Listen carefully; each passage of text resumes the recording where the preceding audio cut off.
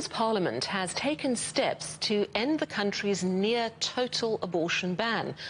Lawmakers voted 4 different proposals to ease restrictions through to a further commission stage. It's a sign of cooperation between the ruling coalition parties, despite deep divisions over this matter. The Prime Minister, Donald Tusk's party, wants to legalise abortion up to 12 weeks, a move more in line with some Western European countries. Well, Andrea Peto is a professor of gender history at Central European University in Vienna.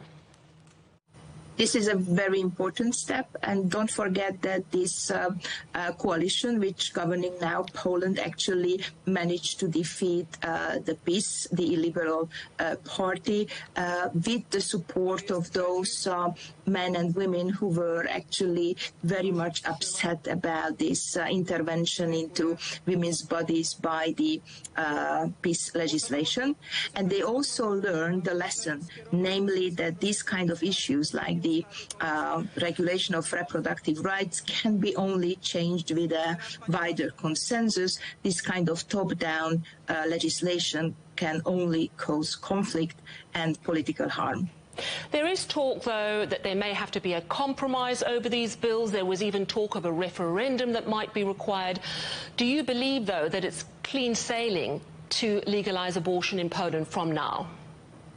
Definitely, when reproductive rights are concerned, there is never an easy solution for 2 reasons. First, because the president of the country is a PiS president, so obviously whatever will be in this bill will be vetoed by President Duda. And the second reason is that the Vatican just issued a very important document, which is called Infinite Dignity, which is kind of changing the previously very supportive and inclusive policy of Pope Francis towards a very strict line in several issues, including abortion. Talk to me about the issue of abortion in Poland and Eastern Europe. How divisive is it still? Abortion, the regulation of reproductive rights, is a part of a bigger package, that how the concept of gender became a symbolic glue, which is gluing together the different political forces, different political alliances in order to create an alternative to the present liberal political and legal order. So the fight for preserving or changing the regulations of reproductive rights is a part of a bigger socializational fight for creating new world order, and therefore this field, which is the women's bodies, is actually used for all different type of political forces to act out and to create a battlefield for their own ideas.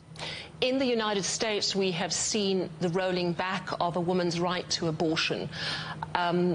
Do you think that that's going to continue? Do you expect to see more states and even perhaps more countries curtailing women's rights?